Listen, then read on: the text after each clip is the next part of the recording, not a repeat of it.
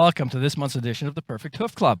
We're at the Horse Protection Association of Florida, where just recently we held one of our courses. Well, what I want to do this month on the Perfect Hoof Club is we're going to show you the differences between a traditional pasture trim that I did as a farrier for many years, for 14 years or longer.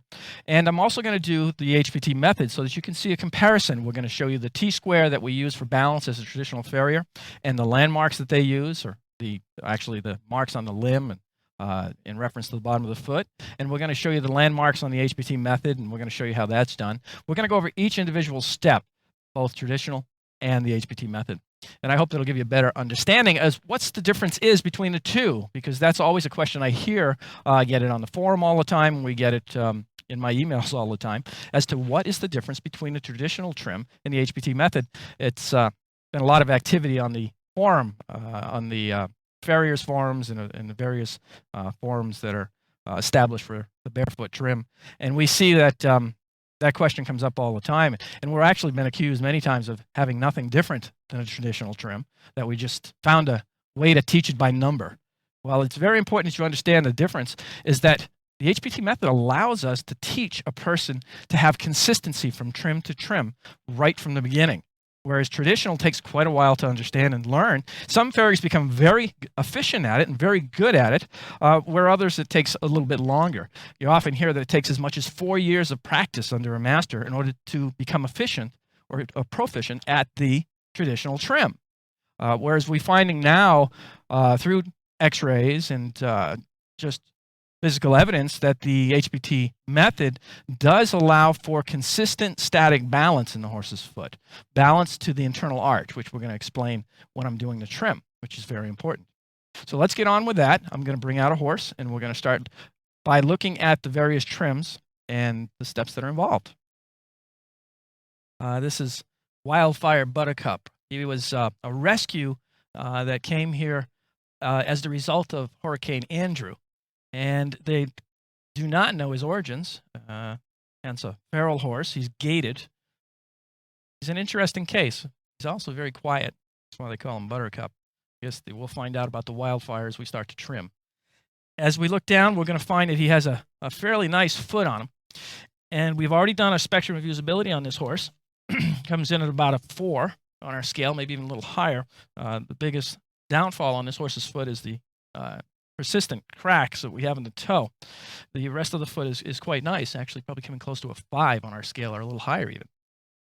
Because he's a feral horse, he's not getting ridden, but he is getting used here at the facility because there's 120 acres here. He gets to roam with all the other horses and has a pretty good life here. But he'll be a good example of trimming in the HPT method. We've already done a spectrum of usability, as I said, on this horse. He's got a beautiful foot. What I'm going to do now is we'll clean it out. And in the HPT method, I suggest that we map out the foot so that we can compare what we call our footprint to our hoof print. Something that's not traditionally done in their method is that we're comparing the structures inside the foot to the outside. What my hope is that we can balance the hoof capsule to the foot of the horse. There are landmarks on the hoof that represent internal structures in this foot. We can actually trace the distal border of P3, or the coffin bone, right on the sole so that we can see where the internal arch begins, and we can see where the internal arch ends by looking at the frog. So we can map out our footprint and compare the hoof to the foot, and it will guide us in our balance. Also in the HPT method, what we do is we start from the heels and work towards the toe. It's not uncommon for traditional farriers to start trimming at the toe and work their way towards the heels. It depends on the school that they go to as to how they start. I know in the UK, sometimes they start at one heel and go to the other, whereas in the US, we tend to see them starting at toe to heel, toe to heel. Start by just making sure we're clean. We locate the junction of the sole to white line around the foot. I'm going to compensate a little bit on this foot because I can see we have a little bit of stretch in here. That. I'm going to find the apex of the frog, central sulcus, use our trusty rasp as a ruler, get our center line on the footprint. Now I'm going to go to the widest part of the foot on the lateral side and mark the widest part of the foot by going to the longest radius of this foot. And then I'm going to create a line 90 degrees to my center line. I just use one side and create 90 degrees so that I can get some symmetry to my footprint. Here, like that. There we go. And once I've established that, I can look at my footprint by looking at the deep collateral grooves here and here. Look at a triangle and the mushroom created at the front of my foot. And I can also look at the tissue of the sole, or the tubules, and determine where my pedal bone is. When I begin is I start at the junction of sole and white line, go to the apex, divide it visually in half, and create a toe line by going 90 degrees to my center line. It gives me a good indication as to where my pedal bone begins. And I can look at the tissue because the tubules in the sole are very distinct between the primary tubules, which cover the distal or cover the solar aspect of the pedal bone, and the tubules that produce the outer part of the sole are quite distinct. You can actually see it on this foot quite nicely. You can see the exfoliation here, but not in the outer perimeter. So that is approximately where my pedal bone lies in this foot. By establishing where the pedal bone is in this foot, it allows us, hello, Bud, our mascot, Bud, by for a visit. What we're looking at here is we can determine now the footprint of the horse and compare our hoof print. And we can see that here on the lateral side, we're out a little bit. And the rest of it is quite nice. So we shouldn't have too much of a problem getting balance on this foot. Now, there are 4 planes that we balance to, 4 dimensions that we balance to in the HPT method. We're going to balance on the medial to lateral plane, which is actually where's the hoof capsule located in relationship to the center line on the medial to lateral plane, or right to left. Where is the hoof capsule, both toe and heel, located in relationship to the center axis of the foot, which is where the 2 lines cross, our widest part of the foot and our center line. Where are they located in relationship to that point? On the front to back plane, or the dorsal to palmar plane, dorsal to palmar.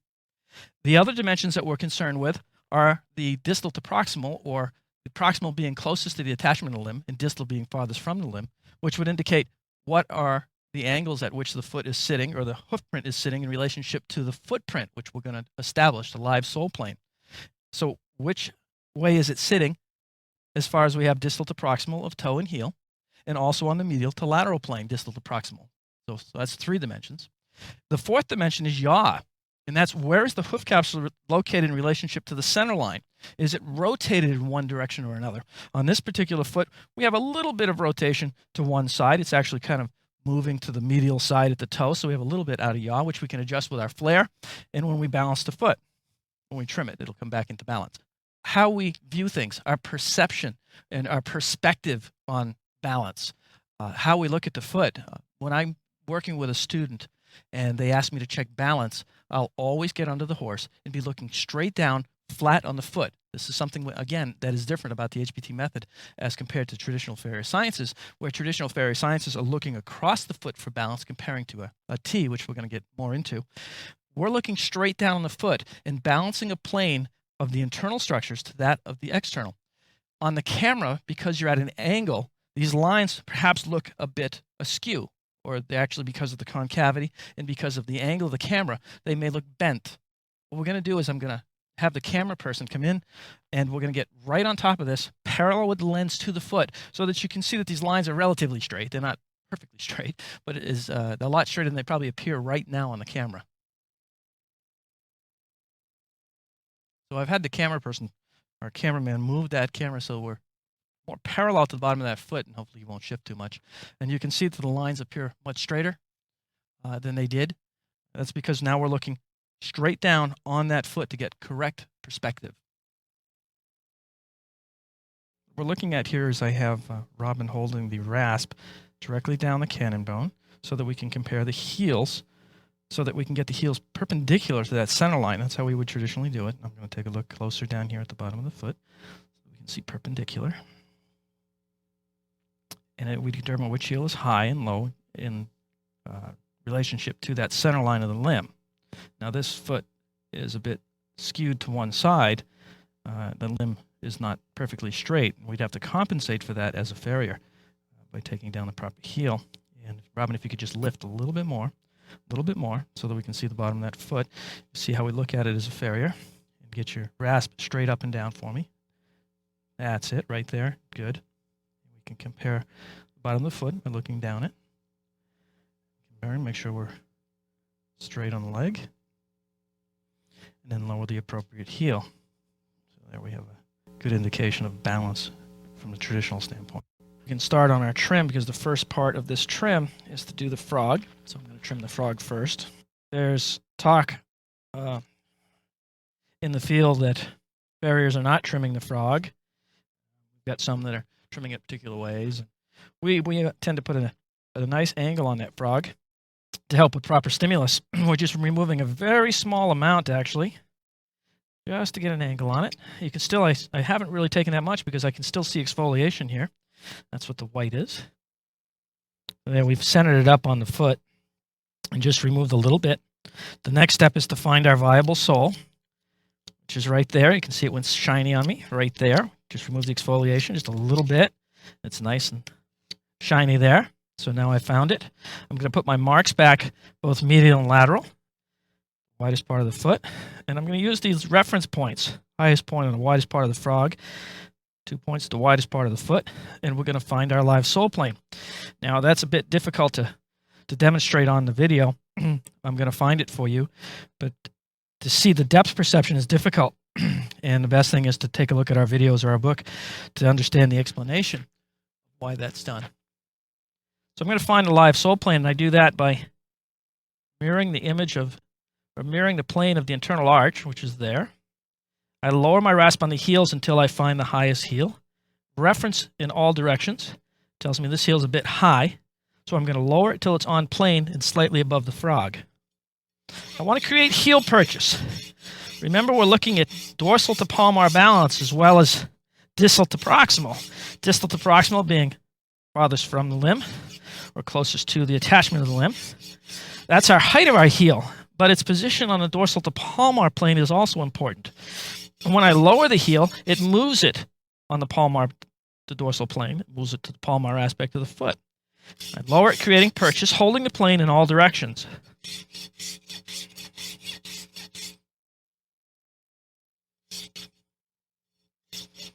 Creating as much purchase as I possibly can in the heels. Purchase being surface area here at the heels. Right on plane. Good. So I want to look at purchase again. We can see we have a good amount of purchase with attachment to the bar here. Not quite as much purchase here on the medial heel. Still not too bad. Good. We have good inner to outer wall ratio, which is important in the HPT method.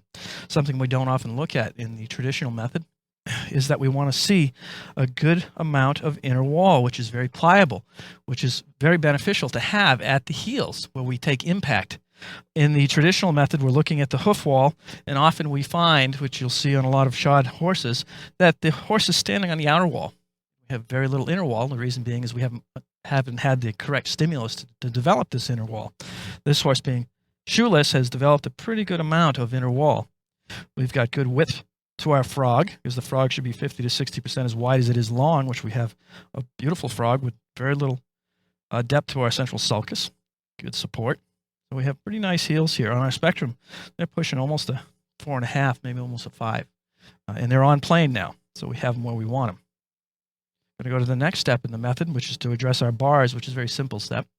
And then we'll move forward to the hoof capsule. We're going to address the bars now. And I simply remove excess bar material or exfoliation of the bar until we're level with the live sole plane on both sides. I don't tilt the bars towards the frog. That would be cutting out really important structure. So that's all we do with the bars. Real simple step. Next thing I'm going to do is I'm going to do the quarters. And I'm going to be addressing medial to lateral balance by moving the hoof capsule either towards the center of the limb or leaving it where it is. So I'm going to start by moving it until I see inner wall. Because inner wall is closest to its point of origin, it gives me a pretty good idea as to the symmetry of the internal foot. You'll see here where I start to get inner wall, and then I move forward. So I'm addressing symmetry because our inner wall being closer to its point of origin, there the dermal layer of the foot, dermal lamina, produces a pretty consistent foot so that we have symmetry to our foot in the quarters now. The next step is to get symmetry at the toe. I do that by doing the same thing. I'm going to bring it in at a 45-degree angle, moving the toe on the dorsal to palmar plane till I'm symmetrical to the white line. Now that I've addressed these quarters, I can get a better view here. You'll see we have the outer wall here, and then we see a transition to our inner wall right about there. And throughout the quarter, I'm creating symmetry by bringing it to that inner wall as I come around on both sides so that I have symmetry to our junction of our sole to white line. So we're addressing medial to lateral balance in the quarters, a certain amount of distal to proximal, but because I don't lower the inner wall, we're not really addressing the inner wall on the distal to proximal plane. We've addressed in our toe, we're going to do next, and we're going to follow symmetry to our junction of sole to white line at a 45-degree angle until I have symmetry, backing the toe up so it has the correct breakover, where it is in balance to our footprint. And that's going to be done on the dorsal to palmar plane. We will address what we call yaw because we're going to stop with our toe at these 2 points, which tells us our toe is centered up on our center line. So we've addressed yaw to the hoof capsule. You know, when I talk about the quarters, people always ask, well, what angle is it supposed to be at in the quarters?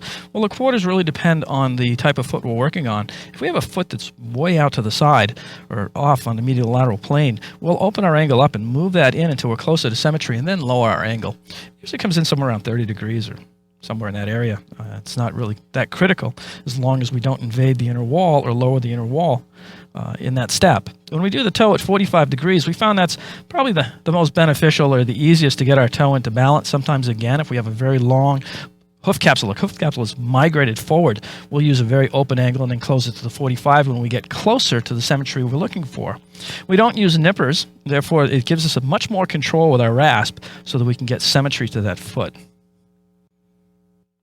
I do want to mention that this appears to have some stretch to the white line here. In reality, we've got some movement of the capsule forward, and we have some mechanical flare where we have the dish to the foot, and we also have this crack here that is pretty persistent. It only goes up the hoof about a ½ inch. When I lower the toe plane to the heel plane, a lot of this stretch will be addressed, and we can address the flare from the outside of the hoof capsule. And remember, we don't want to undermine that wall too much because the toe serves a purpose. In the HPT method, each one of the structures are taken individually. We call upon form and function. And each structure, including the quarters, have a function that it plays, just like the toe has a function. The quarters actually help to transmit energy and store energy to the lateral cartilages in the internal arch, like the leaves on a spring, or the ends of a leaf spring, whereas the toe provides resistance and helps us there at the time of breakover to actually create force to the ground to propel the force. So we need good structure to the outer hoof wall, and that's all addressed in the HPT method, and it's based on the suspension theory of hoof dynamics. When we get to the traditional trim and the method behind it, I'll be referring to static mechanics and the theories behind the traditional trim and how biomechanics plays a role in the traditional trim. I'm going to back up the toe now, looking for symmetry at a 45-degree angle until I see good purchase of inner wall. Now, because we have some stretch, our inner wall has actually been undermined. So I'm going to go to the toe plane, which will determine how much of the toe I have to take off. I hold the rasp on the live sole plane and compare it to the heel plane, which is the plane I'm going to bring it to. Here I can see that my toe is slightly high, so I'm going to go diagonal removing toe on the toe plane. And you can see our white line tightens up when we do get it on plane quite a bit. Slight bruising in the toe area.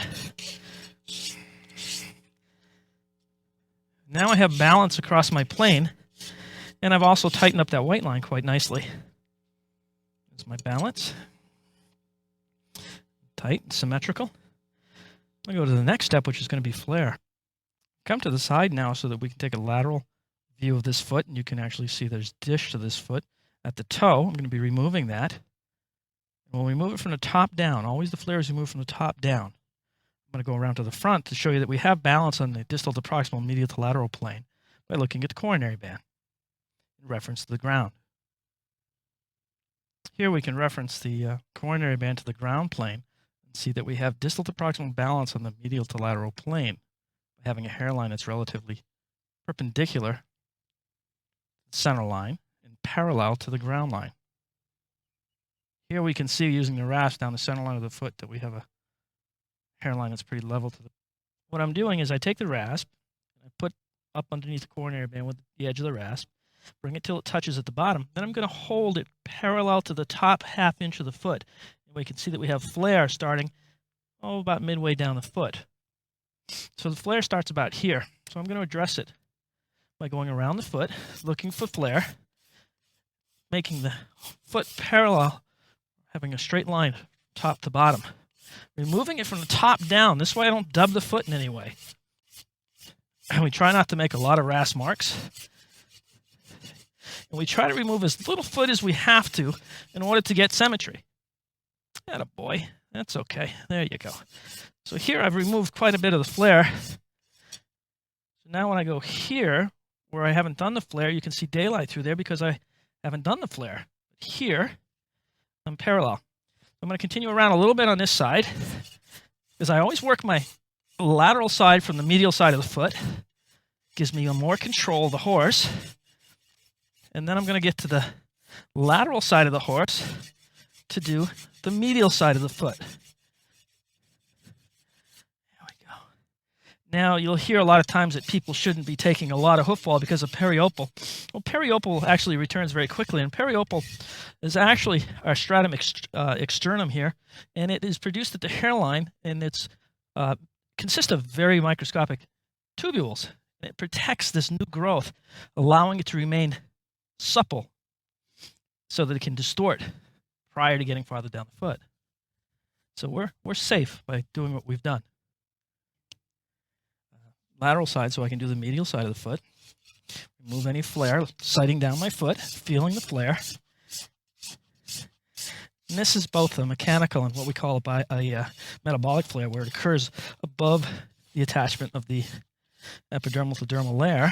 So we have two types of flare we're dealing with here. And again, that's not something that we would hear in traditional or conventional veterinary science, is they don't address it in that fashion, or they don't recognize or acknowledge that there is a particular type of flare. Mechanical occurs below the attachment of the dermal layer, and its mechanical stresses bending the wall. Whereas when we talk about metabolic flare, those are the bulges we see up high, or the flares that occur up high, because there's a change in the rate of growth of our inner wall, causing our outer wall to grow over it, creating the bulge. Again, that's not something in traditional science we hear too much talk about. You'll only hear that when you talk about applied equine podiatry. There. This is to do a readdress, which is simply to make the hoof symmetrical to our footprint, relieving the outer wall, exposing the inner wall to the ground. The angle varies from heel to toe and heel to heel. Blending it, creating a good roll, relieving our outer wall. And that's our readdress. And then our last step is the Mustang Roll. The Mustang Roll is pretty simple. I'm going to take the sharp edges off with my rasp in a rolling fashion. Then I'm going to use a sanding block. We found that the sanding block helps to relieve chipping and cracking and damage from moisture, perhaps because it burnishes our tubules or closes our tubules, helps them to be a little more impervious to moisture problems. Gives us a good solid foot, giving us a good roll. If I have a crack like this, I'll spend a little extra time making sure it's smoothed in. Like that. Good. Here's a lateral shot of that foot now that it's been done. The heels are a little bit underrun, not too bad. Our hoof capsule is walked forward. That's why we had this stretch to the white line, or it appeared to be a stretch, more of a mechanical flare. All we could, this trim around, and we can do more each time. So in the environment, we can do more. We'll have this horse walk on an abrasive surface each day, and that'll help us quite a bit. Move that back to where it belongs. Here we're getting a shot of it from the palmar, the dorsal view, looking at our heel heights and our bulbs. Now we'll take a look at that lateral shot. Now that both front feet have been done, you can see that he's standing quite nicely squared. I'll just move forward just a little bit.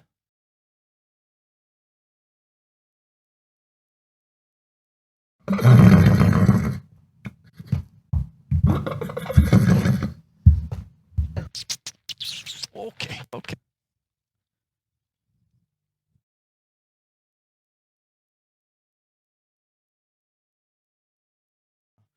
A traditional trim, it's been called.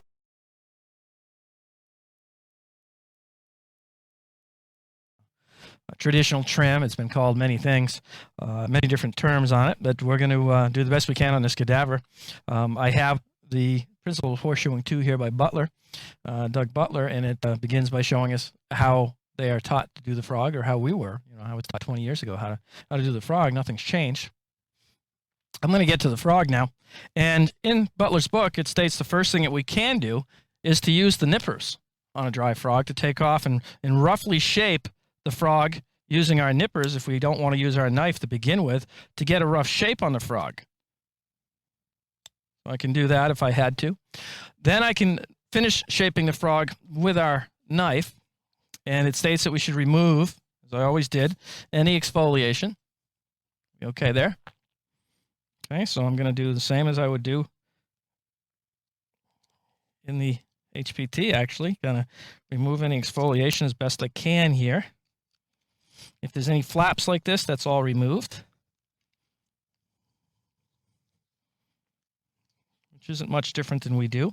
This is meant to be cleaned out. Now, this is a pretty poor example of a frog.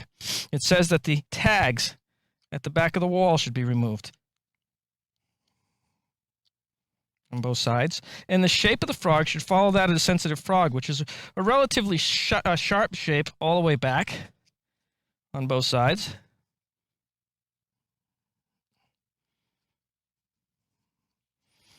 And that's probably well, we can probably get under here and clean up this little tag right here.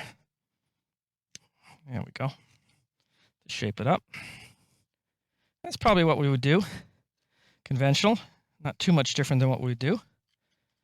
Get it all cleaned out, make sure everything's straight through here, cleaned up. That would be the frog. Next would come the heels. Actually, we're going to trim the foot now. That's the next step. And now in order to do that, first I have to establish where my white line is by cleaning out around the white line with my knife. Removing any exfoliation, just gently. I have to continue removing any loose sole that's here, that chunks out, until I can see my sole. Chunks of sole to the white line.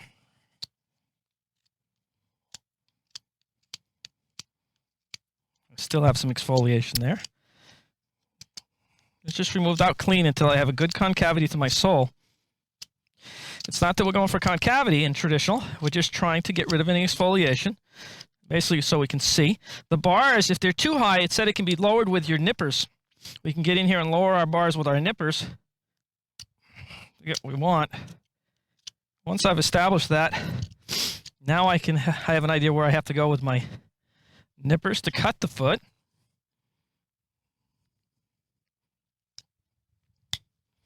I'm going to create my toe, work towards my heel.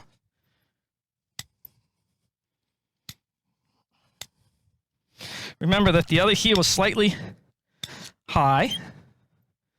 So as I come back, I can take that heel, trying to keep it level as possible.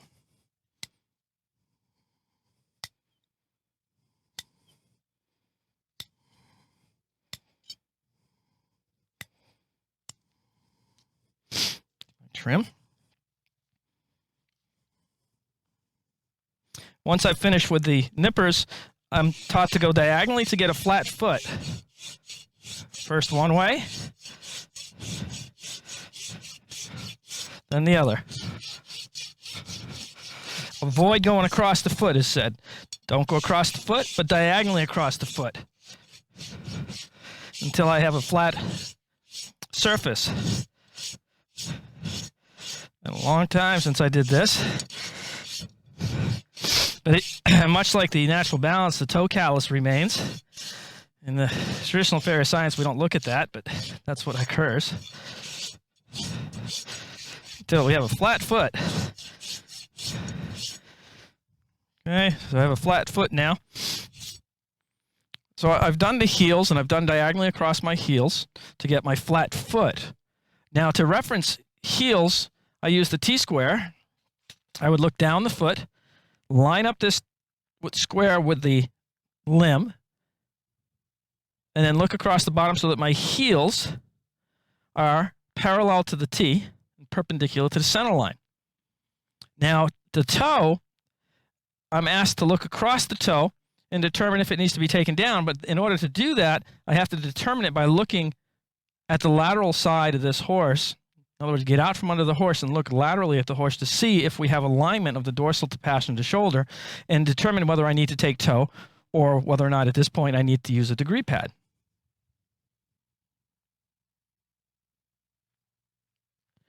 Now that I've addressed the bottom of the foot for the first time, I've addressed the heel so that I have medial lateral balance, conventional medial lateral balance, which is in applied equine podiatry terms would be distal to proximal balance, which heel is higher or more distal to the other in relationship to the live sole plane. The heels were addressed to create heels that were perpendicular to the center line of the bone column. Now we've done that, and we've balanced the foot flat as best we could after removing the horn with our nippers and leveling the foot. Now, what I need to know now is, do I have balance or an alignment of my dorsal wall to my pastern to my shoulder? Well, in order to achieve this, a farrier has to get out from under the horse. It's the only way it can possibly be done. Get out from under the horse, observe the horse standing squarely on its feet to see where the pastern is in relationship to the dorsal wall. Movement of any kind, including flies on its shoulder or any other movement, you can see is going to cause that pastern with very little movement or very little exchange of weight to move. So we're asked as farriers to have the judgment to make that call from being out from under the horse, looking at the wall, looking at the pastern, looking at the shoulder, and getting back under the horse after determining whether or not we had to take heel or toe off. That was the important part. All right, so now I had to go back underneath. As I look at it, I look pretty good. My pastern is not too far off from my dorsal wall as it stands. And what I've done is I've placed this rest right down the center of this foot, placed it on a board, and set the camera on a parallel to the, actually perpendicular to that foot, so that we can get, actually it's easier to do with a cadaver than it is on the horse, so that we can see it better. And what I think we'll see is, actually we're a little high in the medial side of the foot. The hairline is not quite level to the ground. And yet when I did the T-square, I tried really hard to get it straight. I worked very hard to get it straight. So I had a center line and a perpendicular in the T. Now that we have balance, we've established that the dorsal wall is in alignment with the pastern. The next step in a traditional method is to remove flare, and we use the top third of that hoof capsule to determine the bottom. Well, the problem with that is on this particular foot is we have a bulge. The bottom should match the top. Now, that's what we're taught, is the top third of the foot should be the same as the bottom. Well, with the exception of the bulge, that does stand. So we have that. I don't have a massive amount of flare. I have a bulge. So by traditional standards, should I take the bulge? No, we're not supposed to, because we're not supposed to remove anything up in that 1/3 area of the hoof. We're supposed to leave it alone because of the periopal. So here I have a bulge here that I would address in the HPT method that I'm not going to address in the conventional trim because it's not something I would do. What I do see is I have a bit of flare here because, as it says in the book, the top third should match the bottom. I do have something that is a bit of a dip in here, so I wouldn't bring it to that, but because I have a bulge here, I'd want to have that. So looking down this just like I would as an equine podiatrist, or what we do in applied equine podiatry, there is a little bit of flare that can be taken off, and the way it states it in the book is very similar to the way we do it, keeping your rasp parallel to the coronary band, removing the flare from the top down until the flare is gone, matching the top, which is exactly what I'm doing. I'm matching that top. I'm careful not to remove material at the top. until I have my flare gone. Now I have an indentation here, so I wouldn't take that. I wouldn't do that as an equine podiatrist either. So now it's said to go around the foot to remove any rasp marks and to get that foot as symmetrical as possible to the top third of the foot, which I just did. They don't tell us how to address the bull nose or the bulge. All right. Over time, you learn as a farrier to probably deal with it. But right out of school, it would be something we'd probably leave. Now I have to prepare the bottom because we're going to remain shoeless with this horse. So I'm going to go by Doug Butler's recommendations and put an angle on the wall, and I'm going to confirm it with his outline in the book and do exactly as he says. Now in Butler's book, it's stated that we take the nippers and at a 45-degree angle, remove half of the wall. This is for the barefoot trim. Work our way around the foot.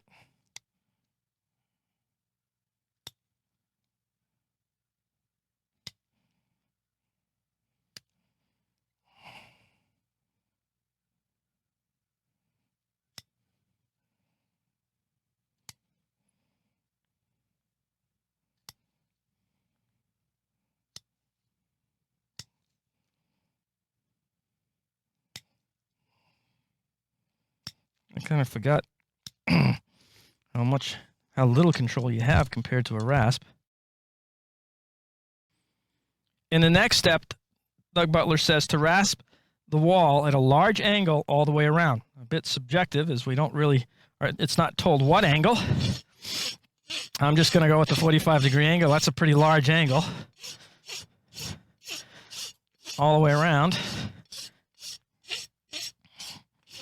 And I was already took off 45-degree angle half the wall, but now I have to do it following the next step, which is actually outlined by photograph.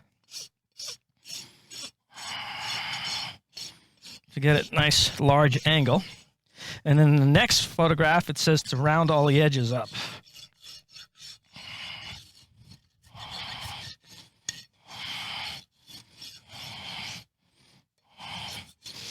I must say that even after all these years, not half bad looking trim.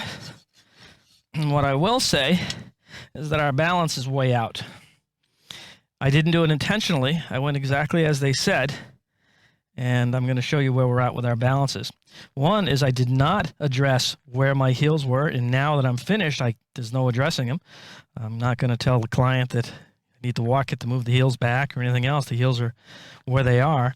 We're going to take a look again at the angles, and I'm going to show you how totally unintentionally I left the heel plane high. And it's not that I tried. It's just with that method of trimming, that tends to be what happens. And we'll take a look at that. Okay, so here we are viewing right down the heels, and you can see that the foot appears flat. And I've created my T-square, a little better there. All right, so there we have it. You can look down. Okay, now I'm going to try to show you why we have problems. And I'm sure you're wondering why or how we determine the height of the heels. And then how do we determine the height of the toe? Well, those are things that the farrier has to decide, and I've already explained it earlier by explaining anterior-posterior balance, but we're going to try it again. And I'm going to show you that this horse is actually very high in the toe and out of balance on the APs, applied equine podiatries, medial, lateral, distal, proximal plane in the toe. So we're going to show you that right now. We'll take a look at the lateral side, and I keep coming back to the lateral side for a reason, because that's where we're asked as farriers to determine whether or not we have to remove toe or we have to remove heel to get alignment of the pastern to the hoof. Now I'm in pretty good alignment right there. Now that's not to say that that's where that would be on this live horse, but for argument's sake, we will say that the pastern is in alignment with the dorsal wall. But what we tend to have here is a very high plane in the toe, and as a result, we have a hoof that's moving forward. There's no other way to address that with conventional science. It comes down to how much experience do you have, and can you determine that the toe needs to come down on that, or, are we actually in alignment? So it's very subjective. That's the problem we run into. It's very subjective, whereas with applied equine podiatry and the HPT method, it's not subjective. we're using the internal arch, and we know our heights. And once the heel is brought to the plane that we want, which is just over the healthy frog, or position of the healthy frog, the toe plane is brought parallel to that plane. So we address distal to proximal on the dorsal to palmar, which is the front to back plane. And we address distal to proximal on the medial lateral plane. Distal to proximal, again, is the same as saying medial lateral in traditional farrier science. And the dorsal to palmar distal to proximal is the same as seeing anterior posterior. The difference is now that we've taken the hoof capsule in applied equine podiatry and made it so that it was in symmetry with the footprint, where that wasn't addressed here. Also, where the heels are in relationship to the axis really isn't addressed, because now that the trim is done, we have to look at the fifth dimension of time and say what needs to be done to correct the problems of this foot. When I'm looking at this foot and you're looking at this foot with the camera view, the problem we run into is that you're looking at a different perspective. My eyes are looking straight down on the foot so that I can look down and see the depth perception to create balance between these 2 points and a third point to get my live sole plane. Whereas if I look across this foot, I'm going to see differently, because the farther I get away, my perspective is changed. We know that in Egypt, for instance, the architects built a lot of their temples with the walls at the back wider than in the front, so that they appear to be straight right down the sides when you walk in. I've had my camera person stay where they are. They had it down low so that they could be parallel to this hoof when it was on the block here. And as a result, it's a bit low for them filming me, and I appear much taller. That's perspective. Well, we have the same thing when we're looking at the horse's foot. When I'm looking straight on that horse's foot, looking straight down on that foot, I'm able to create a plane that is the live sole plane. Then I can trim the foot to that plane in all directions. When I'm looking across this foot, depending on the concavity and the shape of the foot, will change my perspective to the toe so that this plane is not necessarily parallel to the live sole plane. That's where I run into problems as I come across. Now what I'm going to do is I'm just going to go to the live sole plane on this foot. That's my live sole plane as I look down on this foot and come back. And instead of the T-square, I'm going to use the live sole plane. And what it tells me is I've got about that much height on that side, which is the medial side. So I would lower that medial side just a little bit more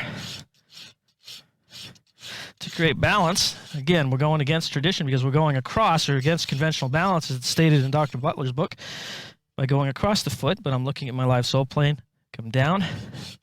Now I've created a plane that's balanced, again, on that live sole plane on all dimensions. That includes dorsal to palmar, medial to lateral, balance.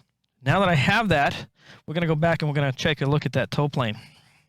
There's my live sole plane. It tells me my toe is still a little more than 1/8 of an inch high. Doing it conventionally. I'll take it down just a little bit.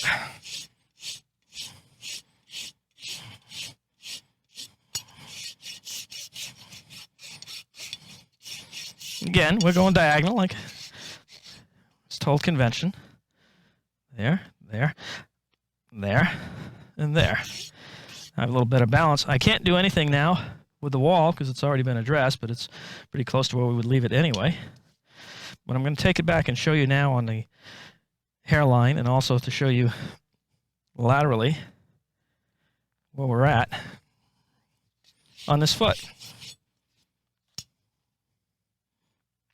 You might ask, how do I know how high I should take these heels, or how far I should take these heels proximal?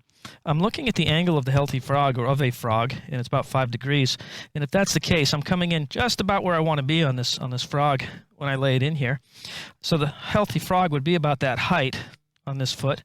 So I'm coming down to the frog, or about a credit card's height above. And if you ever check the thickness of a credit card, it's actually very thin. So we can almost come to the frog to get our height. Then our toe is brought to that same height. So there's no question as to how far we bring the toe down, no question as to how far we take the heel down. We don't have to get out from under the horse to keep checking. We can come back, check our balance, and get balance consistently by using the landmarks that we know represent the live sole plane.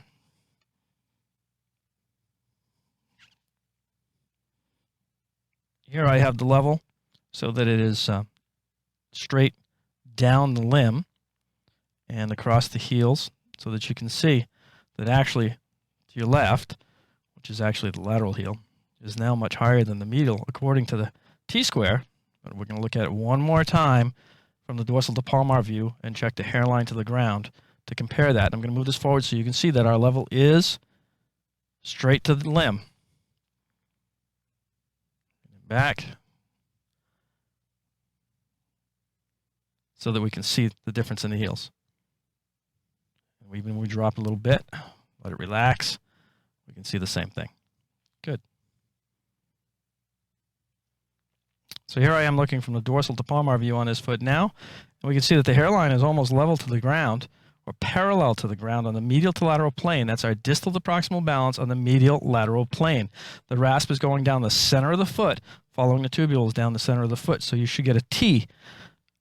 The hairline is perpendicular to that center line, creating a cross, just like the T from the back, but instead we're using the foot or the live sole plane to create balance in the hoof capsule so that we have it, the live sole plane or the internal arch is now parallel to the ground on the medial lateral plane and correctly balanced on the dorsal to palmar plane. Here's a lateral shot after I've applied the HPT method to this conventional trim, just so that we could get a bit more balance in it. I didn't remove the bulge, so it still may appear a bit long in the toe. That would change the appearance of the foot quite a bit. But all in all, we've definitely got better balance now that I've used the live sole plane, at least in my opinion. You'll have to make up your own minds, but that is the difference between our HPT method and the conventional method. So that's the conventional trim applied. It was difficult for me, I have to tell you. I'm so used to having definite landmarks and a plane that I can reference in the live sole plane that it's very difficult to go back to applying the T-square and then removing the T-square and remembering where I had to take the heels to. You know, it's one thing to look at it and see it, but now I have to get back under the horse again and try to see it again without the T-square. So now it's guesswork. Am I doing it right or not? And again, it comes down to perspective. Here I'm looking at it one angle, and now between my legs I'm looking at another, and that's why it's not uncommon to see a farrier that grabs the bulb of the heels and tilts the foot. Now what are they referencing it to? Because now we don't even have the T-square to reference it to, because now we're torquing the foot. We can be torquing in any direction, so the height of the heels is really up to how much they torque the foot when they're between their legs and they tilt it. So remember, it may look like it's the same, the trim. The problem is that I'm going from using the T-square to taking it away and then asking my eyes to tell me what I saw 30 seconds ago when I didn't have it between my legs. And the same goes for our anterior posterior in conventional trimming. I'm expected to get out from under the horse, view the pastern and dorsal wall and shoulder, remember it in the next 10 seconds when I get under the horse, and no matter how the leg is torqued, to understand how much toe to take in order to get those planes. So it's really difficult when we're looking to establish angles, if you will. That's why we came up with a protractor and dividers, because it allowed us to come up with concrete numbers and angles so that we could match one foot to the next. A lot of times those numbers, even though they match one foot to the next, didn't match exterior hoof to internal foot, or didn't match the internal foot and hoof to the bone structure of the horse. That's where we ran into our problems. So using the HPT method, and I'm convinced now after having hundreds of students and having new students be able to achieve static balance on digital x-ray, first, right out of the box, that I'm pretty convinced that we have a really solid method that allows us to teach how to get conventional balance. This is the Principles of Horseshoeing, actually the 3rd edition, P3, which has been the Bible, if you will, of horseshoers in the United States now since its first inception in the 70s. The equivalent to this would be Hickman's Farrier in the UK, which the farriers use. This has now been adopted by the majority of the farrier schools in the United States as their textbook. I took the material for my trim right out of these pages, and there's actually 4 pages on how to apply a trim for a shoe, and there is approximately for the preparing the hoof for going barefoot, consists of this 1 page. Once it's a trim for the shoe, what we do after it's trimmed for the shoe is we actually leave it a bit longer and then do as I had demonstrated, a 45-degree angle cut with our rasp, with our nippers, trim a sharp angle or a large angle with our rasp, round the edges up with our rasp, and that's about it. So that's the difference between trimming for a shoe and trimming for shoeless. Is this one page. So I hope that tells you a little bit more about the differences between what we do. Now, the majority of this book is on forging. As thick as this book is and impressive as it is, it's mostly on forging. And now I've gone online and I looked at most of the curriculums for the farrier schools, or quite a few of the farrier schools throughout the United States. And it's interesting to see that the curriculum would be broken down to where you'd have about 20 hours total, 5 hours on anatomy and a few hours on hoof balance, and a total out of 600 hours, and maybe 20 hours on anatomy and on structures of the horse's foot, whereas we have 400 to 500 hours. It's just a huge amount of time in the forge or shoeing horses in comparison to trimming horses and actually studying the anatomy and the biomechanics. There's a few schools. I've seen a couple of schools that are pretty good. And if any of you are interested in going to shoeing school, give me a call and I can give you suggestions on shoeing schools. I'll tell you, I prefer you to come to our school and learn how to do applied equine podiatry, but if you're dead set on shoeing horses, there are only a few schools that I could even recommend. So that's some information on conventional farrier sciences.